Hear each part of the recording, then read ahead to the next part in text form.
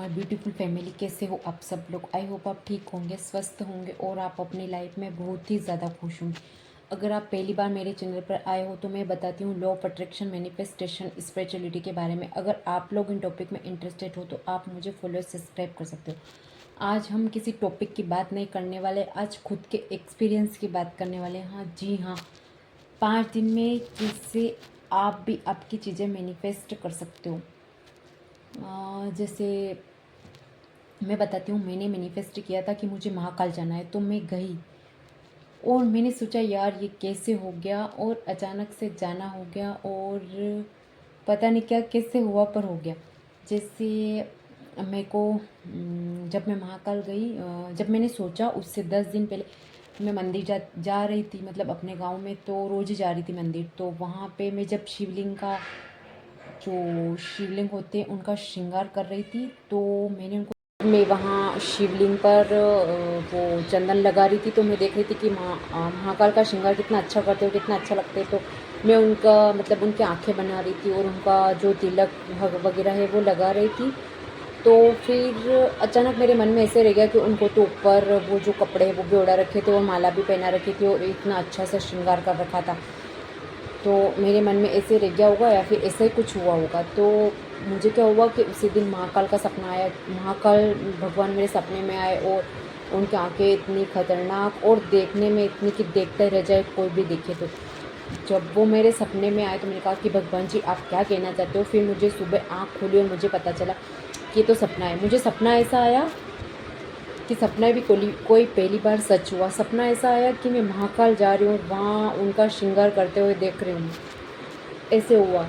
अब हुआ क्या कि मैंने कहा कि भगवान जी आप मेरे सपने में आए और मैं आपके वहाँ घूम रही हूँ, तो आप मुझे क्या कहना चाहते हो। ऐसा हुआ।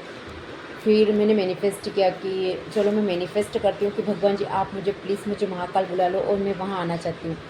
हमारा सच बताऊँ, हमारा कोई जाने का प्लान नहीं था। मैंने किसी को नहीं बताया, ना मेरे हस्बैंड को बताया, ना मेरी मम्मी को बताया, ना पापा को, ना भाई को, किसी को नहीं बताया। बस यूँ कि हाँ मुझे वहाँ पे जाना है। तो जब मैंने ऐसा मैनिफेस्ट किया कि हाँ मुझे वहाँ महाकाल जाना है, विद इन 5 डेज़ 5 डेज़ 5 दिन के अंतर्गत मेरी मम्मी का कॉल आता है और मेरी मम्मी बोलती है कि हमने कार करी है और हम उज्जैन जा रहे हैं और महाकाल जा रहे हैं। मैं तो सच में इतनी खुश और इतनी पागल हो गई।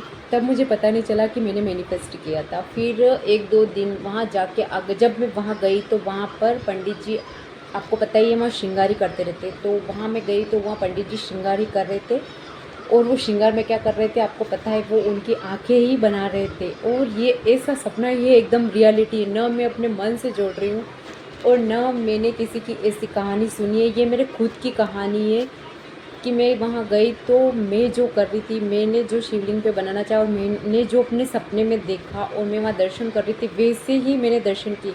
और मेरा बेबी था वो घूम रहा था आसपास और हमने देखा और वैसा ही हुआ सब कुछ।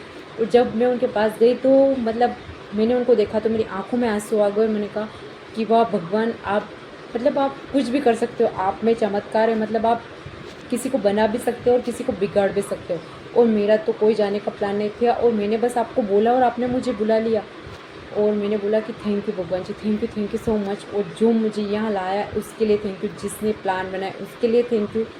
और आपने मुझे यहाँ बुलाया तो ज़रूर आप मेरी चीज़ लाइफ में कुछ बड़ी चीज़ लेके आना चाहते हो, इसलिए आपने मुझे यहाँ बुलाया।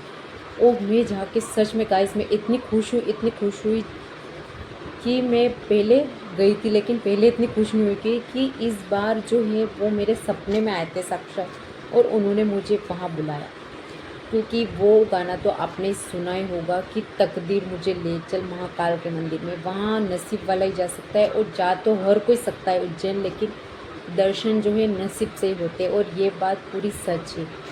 इधर से इधर लाइन लगा के लंबी लाइन क्रॉस करके वीआईपी भी करो तो उसमें भी लंबी थोड़ी बहुत लाइन क्रॉस करके ही आपको, जब भगवान की मर्ज़ी होती है तभी भगवान दर्शन देते हैं, या फिर उनमें भी गेट लग जाते हैं वीआईपी दर्शन भी आप करें तो आप भी आपकी लाइफ में कुछ चीज़ मैनिफेस्ट करना चाहते हो तो वो ज़रूर होगी। और हुआ ऐसा था कि मैंने सोचा कि मुझे जाना है और मैंने सरेंडर कर दिया। मैंने सोचा नहीं, रोज़ मैं परेशान नहीं हुई कि मुझे वहाँ जाना ही है और भगवान जी क्या पता मेरा मैनिफेस्ट होगा कि नहीं होगा, मुझे बुलाएं। मैंने बस ऐसे सोचा और छोड़ दिया। वो क्या बोलते हैं ना कि 17 सेकंड टेक्निक, अगर वो वाली लगाओ तो मैनिफेस्ट हो जाता है। तो हो सकता है मैंने 17 सेकंड तक अपने माइंड में ये बात सोची हो, तो मैनिफेस्ट हो गया। जो भी हुआ है मैनिफेस्ट हो गया। Okay everyone, thank you and Radhe Radhe. अगर आपको मेरा ये वीडियो बहुत ही ज़्यादा पसंद आया तो आप मुझे कमेंट सेक्शन में ज़रूर बताइए। Thank you and Radhe Radhe.